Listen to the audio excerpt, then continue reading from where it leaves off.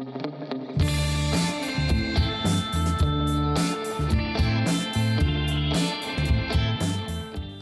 velkomin í föstudagsþáttinn á N4, kæru áhorfendur. Við höldum okkar striki hér þrátt fyrir veiruvána og föstudaginn 13. Við ætlum að byrja í samkomuhúsinu. Laugardagsmorgun í leikhúsinu er yfirskrift viðburðar sem framfer 21. mars næstkomandi og til mín eru komnir Jón Hrói Finnsson frá stjórn Leikfélags Akureyrar og Freysteinn Sverrisson, má ekki bara titlaði leikari. Jú, það má alveg. Ef við byrjum á þér, Jón Hrói, hvað stendur til nákvæmlega? Já, laugardagsmorgun í leikhúsinu er svona viðburðir á vegum Leikfélags Akureyrar, þar sem að tilgangurinn er að rifja upp skemmtilega viðburði og atburði úr sögu leikfélagsins.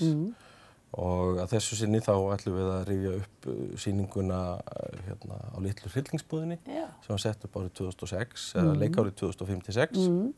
15 ára afmæli þá, já? 15 ára sýningarafmæli þar og það er svo skemmtilegt að þetta er leikrit sem hefur notið talsverðar vinsælda hér á Íslandi að setja upp og var meðal annars sett upp í Verkmenntaskólanum. Já, Þess vegna er ég hér. Þess vegna ert þú hér, komin betur að því rétt frá.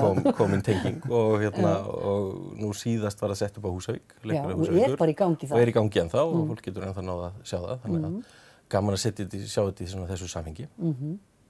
Hefur þessi sýning farið eins og faraldur leikhúsið, myndirðu segja? Kannski svolítið. Þetta er sýnt á Íslandi fyrst 1985, svo líða nokkur ár og þá var það Hitt leikhúsið sem setti upp í Gamla bíói. Já, með Ladda sem tannlæknum sem að flestir okkar aldrei mun eftir. Já, og Gengur þú kolli, manst þú eftir? Ég man alveg eftir því, sko. Bara Spotify.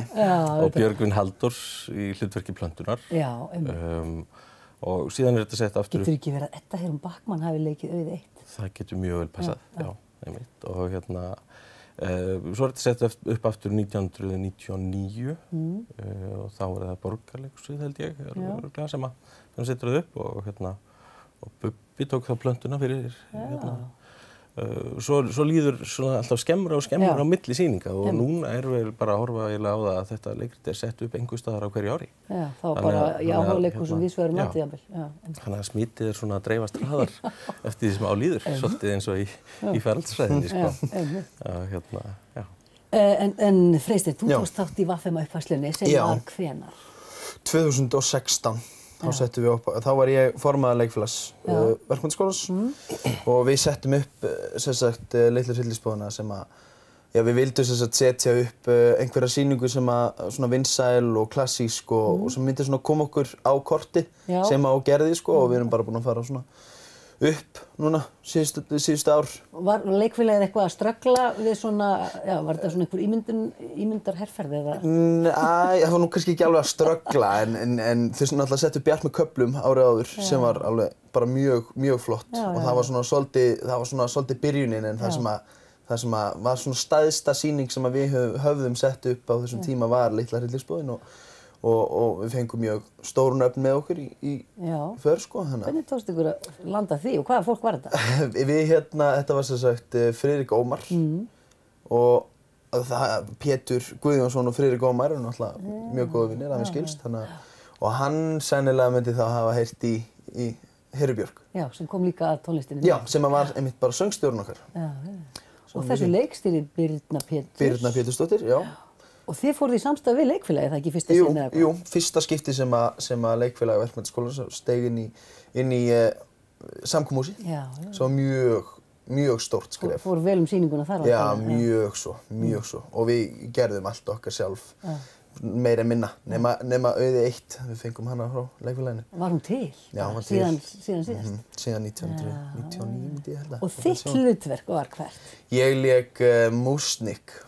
Það er Blómabúðar eigandinn? Já, Blómabúðar eigandinn. Ég átti fyrst ekkert að taka þátt, ég ætlaði bara að vera formaður.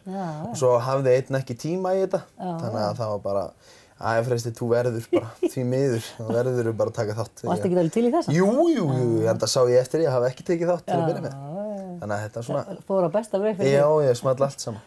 Og manstu eitthvað, hvað þið sýndu margar sýningar? Við sýndum 4 pluss eina eða tvær. Og það var annarkvort 5 eða 6 sýningar sem við sýndum. Þurftu að bæta við aukasýningu? Jú, við þurftum að bæta við aukasýningu, við gerum það. Þannig að fólk á Akureyri tók vel við sér? Já.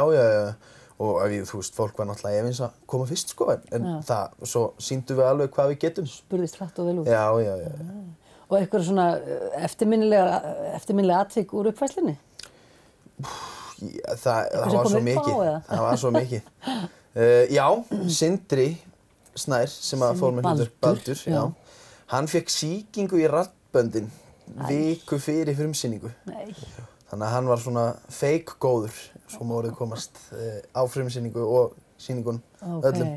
Sem var svolítið, við vorum orðin svolítið hrædd þegar það gerðist, sko, en það rettaðist alveg, sko. Var hann þá að andað sér styrum eða eitthvað svoleiðis? Já, styrum og verkjatöflur og hann var bara fárveikur hann. Svo náðu þetta, þú veist, svo var hann bara veikur eftir og. Já, svo kláraði hann veikindi þetta að búið sýningartörnin. Fórnaði öllu fyrir leiklistina. Fórnaði öllu fyrir leiklistina. Svolítið eins og þetta alltaf, the show must go on. Já, nákvæmlega. En þú, Jón Hrói, átt líka einhverja smá svona tengingu í leiklistina bara persónlega sjálfur, segðu okkur aðeins. Jú, svona bara frá menntaskólanum. Ég er alveg upp við að fara alltaf á eiginlega allar sýningar á Leikfélagi Akureyrar. Svona sem maður hafði aldur til og þetta voru svona yfirleitt 2 sýningar á ári sem að var farið að sjá og gjarnan reyndi að komast á frumsýningu og einhver ein eftirminnilegri en önnur? Þær voru nokkrar sem bróðir minn, Páll Tómas, tók þátt í sem eru eftirminnilegar, Eyrnalangir og annað fólk manni til dæmis mjög vel eftir og ég er Gull og Gersemi og það eru svona eftirminnilegustu sýningarnar, sko, og ég öfunda alltaf bróður minn að vera þarna kominn inn undir, sko. Hvernig stóð því? Bara áhugasamur? Bara áhugasamur og kom sér á framfæri og hæfileikaríkur strákur, sko. Eldri eða yngri bróðir? Yngri. Nú og svo lék ég sjálfur á menntaskólaárunum í uppfærslunni á Gretti á LMA. Þar vorum við svo heppin að það var verkfall, þannig við gerðum ekkert annað þá önnina. Best æfða sýning fyrir því? Já, best æfða fyrir sýning, LMA fyrir að sýna og það var óskaplega skemmtilegt og svo settum við upp Draumar Jónsmessunótt og líka þarna í leikfélaginu, leikhúsinu. Þannig að þetta var mjög skemmtilega leikverk sem ég tók þátt í þar og tók svo að mér að vera ljósamaður í eitt skipti og